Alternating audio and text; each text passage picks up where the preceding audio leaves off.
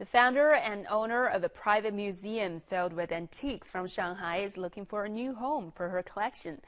The museum, called Shanghai Memories, was set up 7 years ago to display household items from the late 1800s through 1980. Huang Yue tells us more. About 1,000 antiques are displayed in more than a dozen scenes inside the 200-square-meter museum. Visitors can even pick up and touch the pieces. The facility was set up by Wang Xiaojia, who has no professional background in museum management. Born in the 1980s, she inherited a large collection of antiques from her family, so she found space in a warehouse and set up her museum.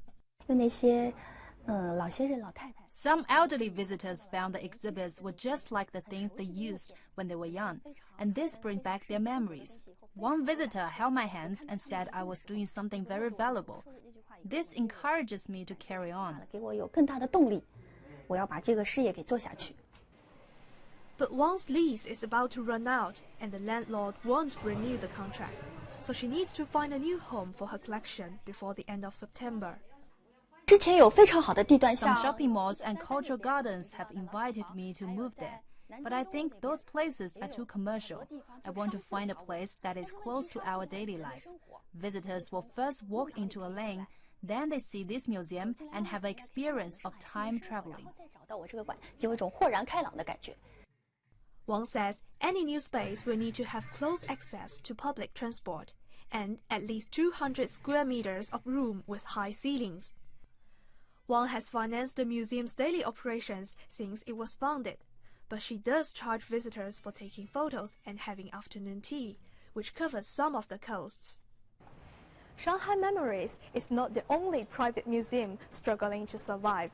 Just 15 minutes drive from here, Dulun Road was once home to over a dozen private museums, but they have all closed due to a lack of funds. There are 122 museums in Shanghai, but only 20 of them are registered private museums. Professor Lu Jiansong from Fudan University has been helping the Chinese government formulate policies on museum development for years. He says, although Shanghai's government provides 10 million yuan a year to support private museums, that is far from enough. And more public donations should be encouraged to help private museums. Codes on museums allows charity funds to support private museums in China, but our government hasn't worked out detailed policies on the issue.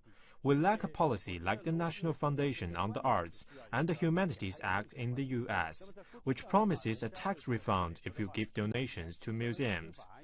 We lack such a policy to encourage public donations. So it's really hard for private museums, especially those financed by individuals, to survive.